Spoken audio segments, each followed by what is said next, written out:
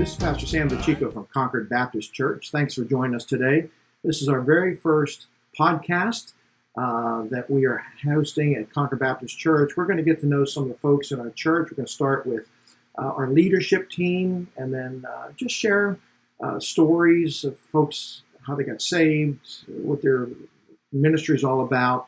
And so over the next number of weeks, I hope you'll enjoy as we share stories from people's lives here at Concord Baptist Church. Hello, it's Pastor Sam DeChico here from Concord Baptist Church. We are having another podcast with one of our good church members and staff members of Concord Christian Academy. Today we will be interviewing Amilyn Jones. Amy, thanks for being our special guest today. You're welcome. Tell us about when you came to church here, Amy, as a child.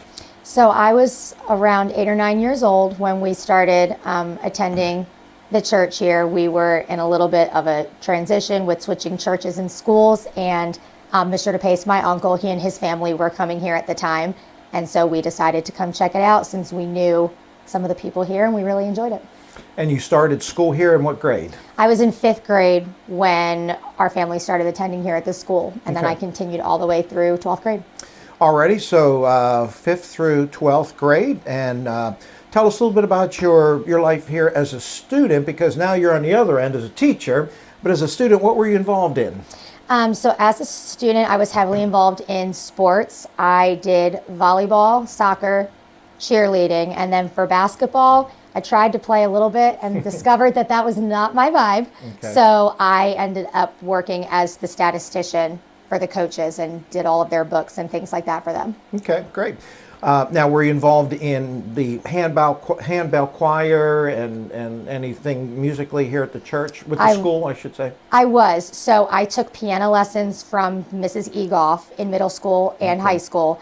And then for choir and handbells, I was able to start those in high school. When she first came, just the middle school did it as a trial year. And then we got to start it in high school.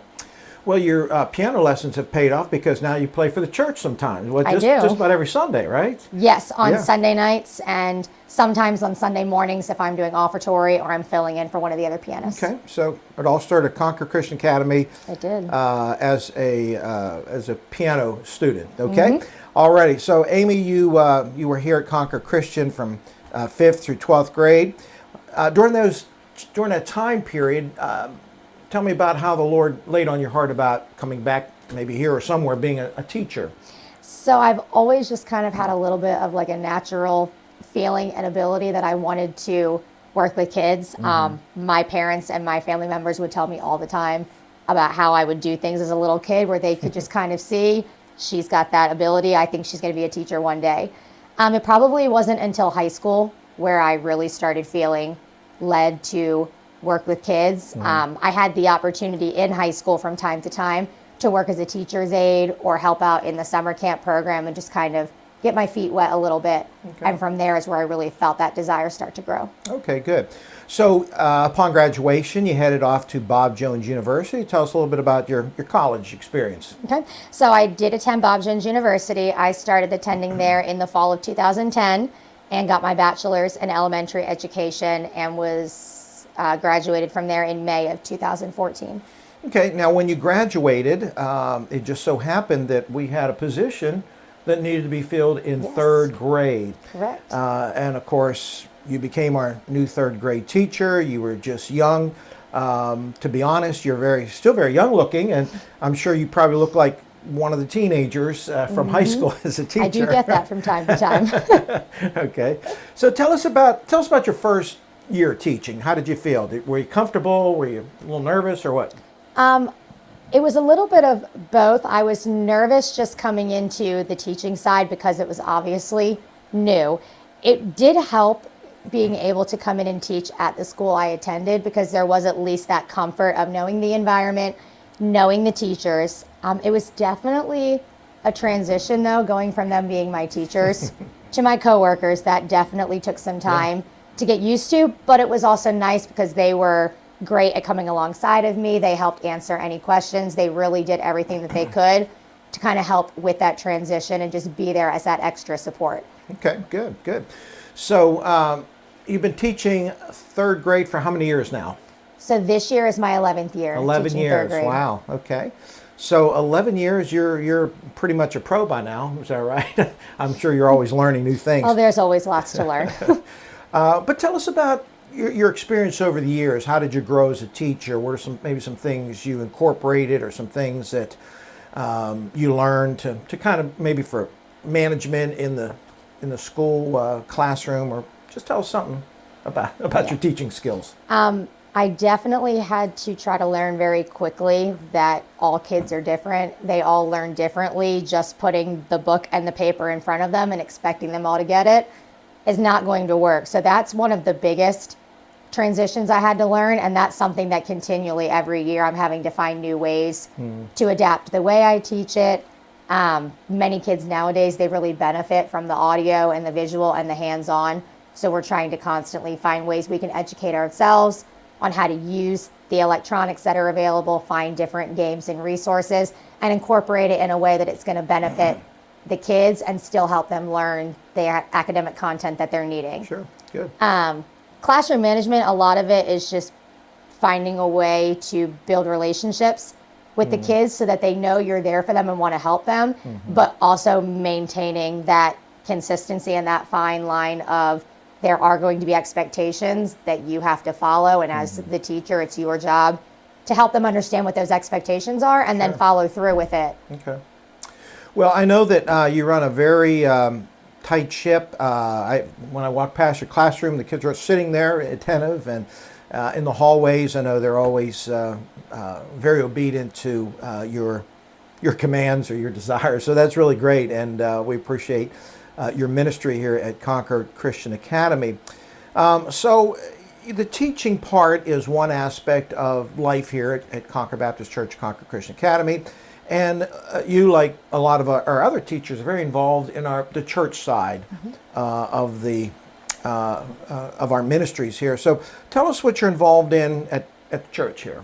So I am one of the pianists and soloists, and then I also help in the choir, and then I also help with our Awana program on Wednesday nights. And then every once in a while, if needed, I'll help fill in a Sunday school class or nursery, something like that. Okay. Alrighty, and you do a great job playing the piano all the time. I know you're always practiced up and ready to go, and when you sing, you're always prepared and do a wonderful job. So we thank you for that. So Concord Baptist Church has been a part of your life all these years, and as a young person, many times kids don't want to come back to the church they grew up in. They want to go explore, find other churches, or sometimes not go to church at all. And it's really a blessing to see that you grew up here predominantly from the 5th grade, and you wanted to come back, you wanted to serve here, you wanted to give back to the church and school that had an influence on you. And that's a great testimony. And I wish more of our graduates, not necessarily come back as teachers, but would, that were involved in our church as teenagers would come back and continue like you have. So anyhow, you also are going to be pretty busy this summer as a day camp director. You've been doing that for a number of years. Tell us about the day camp that we have here at the school. So the day camp is a program that we offer for students entering K-3 through entering 5th grade, and it's a ministry that the school started many years ago. I actually got to be involved as a regular helper when I was in high school, and that was part of how I was able to kind of transition into working with kids. But we like to offer that ministry for our school families, but also for families within the community who just need to be able to have a safe environment where they can send their kids, where they're able to get the care they need, but also be able to have fun as well. Okay. Now, you being the director, of course, you're overseeing a number of kids. How many kids do you expect this year? We expect quite a few. We already have currently probably around 50 kids that are enrolled, and we still have more openings and more space available for others. Okay. So it's usually a pretty good number every year. Okay. So for parents that are out there and you're looking for a place for your kids, if you're working during the summer and you need a good place to put them, Concord Christian Day Camp would be a great place Now, in the camp, is it just babysitting, or is there actually teaching going on, or Bible stories, or what do you do? So we actually try to plan out their day and schedule it out. So they do have their times where they're just getting to play with toys, play in the gym, fun times. But then we do also incorporate Bible time. They usually have that at least 3 days a week. For the elementary age students, we incorporate a time each day where they have a little academic refresher workbook and just try to kind of help them stay on track with their academic learning. We do art projects. They get to go on field trips. We usually have the soccer shots clinic come in a couple times a summer and do that with them. Every once in a while, Mrs. Jones will come in and do a drama camp, or Mrs. Flacco will come in and do a cooking camp. So we try to structure it so that they are having fun and having activities, but there also is some educational learning involved. So it's not just them running around all day having a free-for-all. Yeah, okay. Hey, that sounds great. So it's a great way for the kids to have fun, but yet learn some things over the summer. Now, Amilyn is a die-hard sports fan. You always have a Phillies shirt on, or a Phillies lanyard or something. And so did you go to the opening of the Phillies this year, the opening game? I did. I've been trying to do that for several years, and this year it just so happened to work out. Okay. Did you have school that day? We did, so I did get a substitute and leave a little bit early, I will be honest. Okay. All right. That's fine. That's fine. You don't want to miss that. And I know, do you watch a lot of the games on TV, or listen to them? Or I do. I try to watch and listen to them when I can. Every once in a while, I don't worry about it if it doesn't fit in the schedule, but I try when I can. And you're a big Eagles fan too, right? I am. I'm assuming you were pretty excited about the Eagles winning the Super Bowl this year, right? Oh, yes. Do you have a jersey or anything to commemorate that? Or I do. I got one of their T-shirts. Okay, good. All righty. Well, that's a very important part, especially in the Philadelphia region here, to be very involved in sports.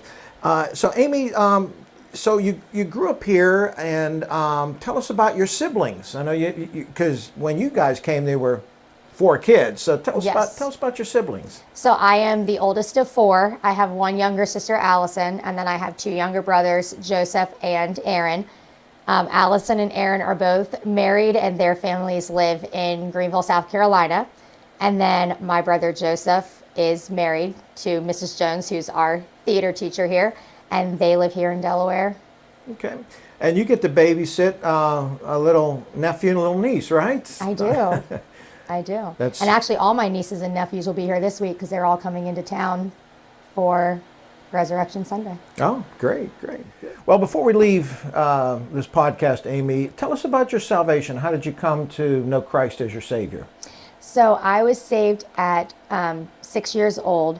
It was actually at school in first grade. My teacher had been sharing the salvation story in Bible class, and so I had some questions for her. So she allowed us the opportunity to sit with her one-on-one in the hallway after class if we had questions. So I was able to talk to her. And then we also, ironically, in Awana that same week, had a very similar message. So after being able to talk with her and then hearing some things about it again in Awana, I was able to pray and ask the Lord to save me. And then I was baptized when I was a little bit older. I think I was around like 10 or 11 when I was baptized. Okay. All right. Well, great. So your salvation was at a Christian school, or through a Christian school ministry, which is very appropriate for your life and your spiritual ministry here. Well, thanks again, Amy, for being our special guest. We hope you continue to do great work here at Concord Baptist Church and Concord Christian Academy. Thank you for having me. All righty.